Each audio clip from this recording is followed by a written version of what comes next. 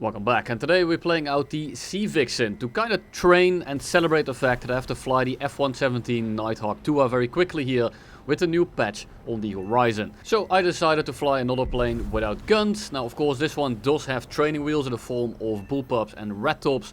But as you can see on the screen, we have done this before without any guns and only bombs. So this should be completely doable and I'm not coping whatsoever. So first fight here, we're gonna dogfight a MiG-19 that starts on our 6. Now we are very low on fuel, we're not gonna make it back to the runway. We still have 2 missiles left and of course a MiG-19 that doesn't know how to manage his energy. So first things first here, we're gonna start turning in and we're gonna make sure that he pulls the lead a little bit. Most people get very aggressive against the Vixen because they know that they have to mess up quite badly in order for me to ever get a shot with the missiles. Now this guy burned away all of his calories by running too much, so now he's actually a little bit slower. We still have some Big Macs in our stomach, so we just go straight up here. We dodge the S-117, he's on a bombing run, so he's hopefully just gonna leave us alone after making one pass. He does exactly that. And this guy is starving at this point. He has no energy whatsoever. And we just kind of keep this spiral up until he almost falls out of the air. Now I don't want to wait too long, because if I do that, guess what? He's going to have the energy to outpull my missile. Or in the future, outpull my bomb. Because of course the F-117 does have laser guided bombs, making this a little bit harder. But in essence, it's gonna be the exact same thing. We roll him over, we lock him up, and we show the entire channel why it's so important to have a good nutritional plan. Because this man didn't manage his food whatsoever and ended up starving quite badly. Now the IL-28 here, I thought about bullpupping him, but he's just going a little bit too sideways. I'm not very good with these things. I'm not Razor after all. So I decided to lock him up with the radar and just kind of get a side aspect RatTop in. Be careful with using the RatTops in these kind of aspects, because this happened almost every time. When you get a frontal lock, a side lock, most of the time these missiles do absolutely nothing. Then we spot a TU-4. Now of course this is free real estate. So we shoot a bullpup off, we kind of just guide it in, we look at the little red dot, we try to keep it over his plane. And a plane as massive as that isn't moving, is pretty easy to hit. Get that assist shit out of my screen as I'm trying to guide it in, hit the TU-4, and that is going to be kill number 1 and assist number 1 as well. We kind of start diving in and I'm just looking to distract as many people as possible. We're much faster than most of these enemies. From what I'm seeing right now, we're faster than all of these enemies and none of them have missiles, so we are completely safe to just kind of do whatever the hell we want. We then notice another IL-28. I kind of feel locked and loaded, so I'm going to go for him now. We're going to lock him up just the same way as we did with the previous one.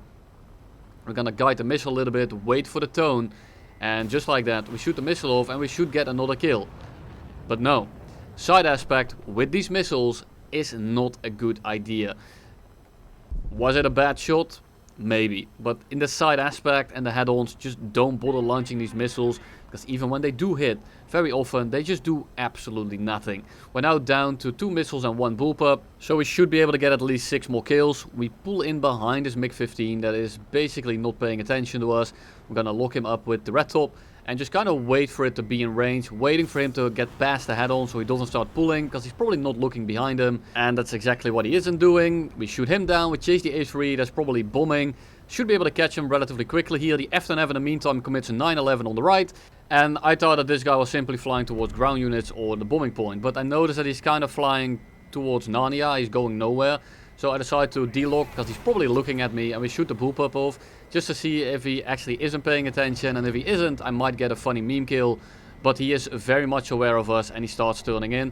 Now I'm not really able to get a missile off here, so we just kind of let him go. He's going to start surfing on the water here, not on solar, and if you wonder what that reference is about, you can ask Bell in my Discord server.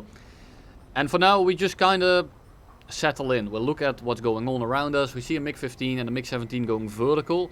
After Ripjaws here, so we might be able to get a free kill in. I'm just looking at what they are doing. This guy is going head on with someone else, it's the Saab 105. And I just kind of think to myself, this man is not looking at me, so I shoot off the missile.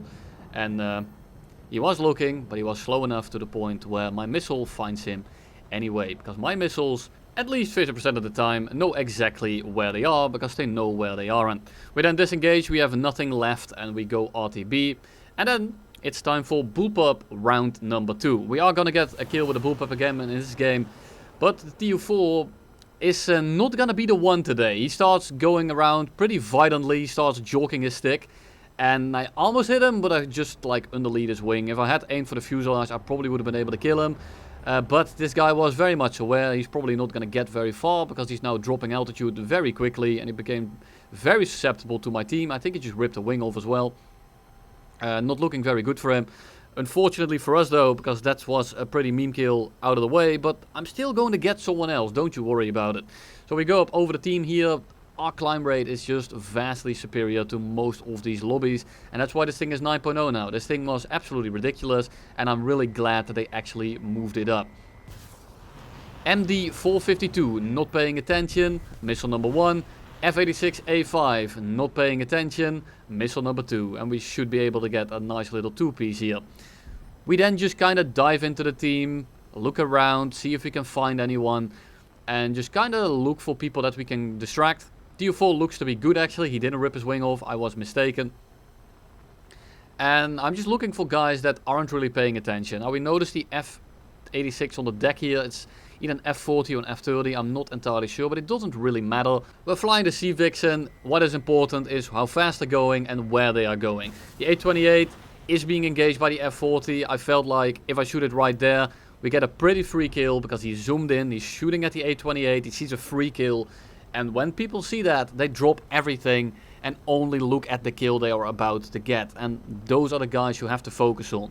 Target prioritization in this thing is very important, but not in the traditional sense. You don't really want to go for the high value targets. You don't have to go for the free kills. What you want to go for are the kills that are looking vulnerable. It's hard to explain. If you have a lot of experience, you know what it's like. If you don't have a lot of experience, the Sea Vixen still gets the job done. You're just not gonna get it done as frequently, and especially at 9.0 now, it's not nearly as competitive as it once was. Now we notice the A5 here, he's skimming the mountain. Yeah, it's a mountain, shut up. And we just kind of go head on with him. Now he isn't very fast at all. He's pretty slow, you can see by the wing vapors, you can see how fast he's moving through the air. There's another F-30 likely on the left coming in. So I need to pick my target here, and I feel like the A5 is going to be a little bit more susceptible here. So we start looping over. We notice the A5 has to go up here. He's chasing the other Sea Vixen. The F-30 is still pretty fast. So I feel like, well, we might be able to get a Bullup off here because the A5 is super low to the ground. And here we go. We slam it directly underneath him. We get a crit and he is absolutely ruined. And then in my ego moment, I decide to get a double kill. But that was a little bit ambitious. And we end up getting nothing. Now the A5 does kind of get pieced apart by someone else, but I'm gonna call that my kill, or at least my massive assist. This should have been an ace, I think, if the TU4 didn't have hands or no brain cells. Unfortunately for us, he had both. So we end up with 3 kills instead, and that's completely fine. I was trying to get an ace in this thing, but every time I hit 4 of my missiles, I didn't hit the Bullup, and every time I hit the Bullups, I didn't hit 4 of my missiles, so you know, it didn't end up working out. We got an ace with landing, but I don't really count that. That kind of feels like cheating, you know, it's basically 2 separate games at this point. So let's go for another game here and see what we can do. Vautour on the deck, he's going a little bit steep, he's gonna make me crash if I try to chase that down. So instead of that, we will just lock him up, wait for him to fly through the circle. And this lock circle is absolutely massive, and you will be seeing me use that to its full effect in this match right here. Almost get yoinked by the A4E. Not really yoinked, you know, it's free real estate at that point, but you know what I'm saying. We are now low on the deck, we're not super fast, and this is the recovery game. You do need to take a little bit of extra time doing this, but you can do it. The acceleration of this plane is very good. The top speed is very good, but in this situation, the MiG-15 would have 100% caught me. So I'm actually going to be a little bit more aggressive, and this man is going to chase me down. I just want to take a little bit wide approaches, make sure that I keep my speed somewhat, so I can build up my top speed. And then we start climbing relatively gradually to build up a little bit of a cushion, so we can actually dive when we need to. And it makes them able to dive less on top of us. So it kind of frees us up as a little bit as well.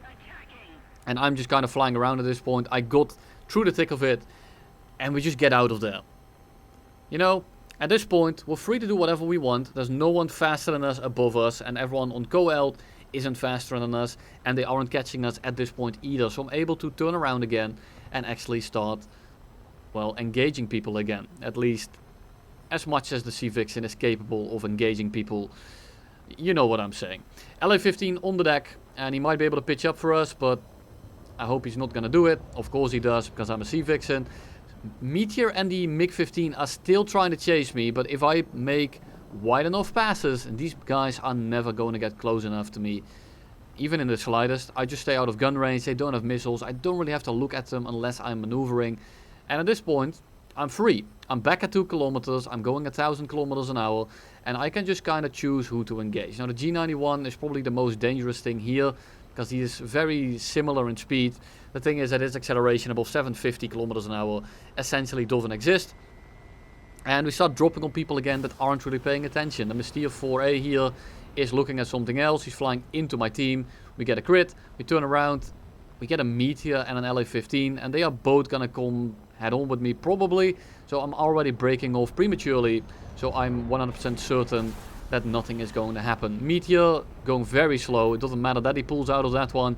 He needs to change more direction than one if he wants to dodge the missile when you're going that slow. We then merge with the G91. And this is a why this guy will absolutely clap us if we don't do it properly. And I open up here by going up a little bit. Get a little bit of distance. He's relatively slow. He's not too far away. And we lock him up with the RatTop. Now this is our last missile. And we do want to go 4 for 4 here. So I'm going to wait for the perfect opportunity. He goes into these spirals. And then I notice he's going for Razor. I have a feeling in what direction he's going to be pulling. I launch the missile. It hits him. And down he goes. And here for the last game, it's going to be another 4 for 4. And I hope that the video was at least somewhat entertaining. The C-Vixen, well, it can be a bit of a meme. I know that it gets a little bit repetitive to watch this thing. So I try to switch it up a little bit, try to fly it a little bit more unconventional. But at the end of the day, it's a plane without guns. You have to shoot the missile off at the right time. It's basically cookie clicker with a little bit of positioning involved. And I did want to recover it because the plane just isn't the same as the last time I did. And I told people to get this thing on the sale, so I felt like I have to recover it. I have to show people what it's like right now, because I don't think it's that great anymore. It used to be an insanely good grinder at 8.7, because well, it's 8.7. The flight performance was insane, while the turn wasn't too great. The speed and the acceleration and just the retention overall were all ridiculous. The RatTops were a lot more maneuverable. Right now they do have more range and they do have a little bit more speed.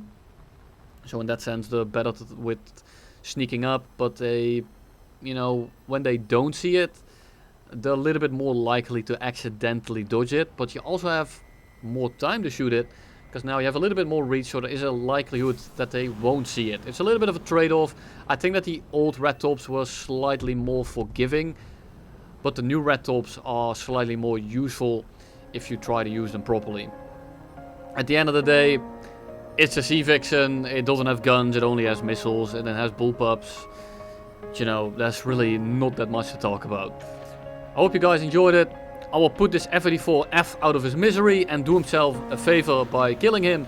And you will see me all in the next one, probably this Friday.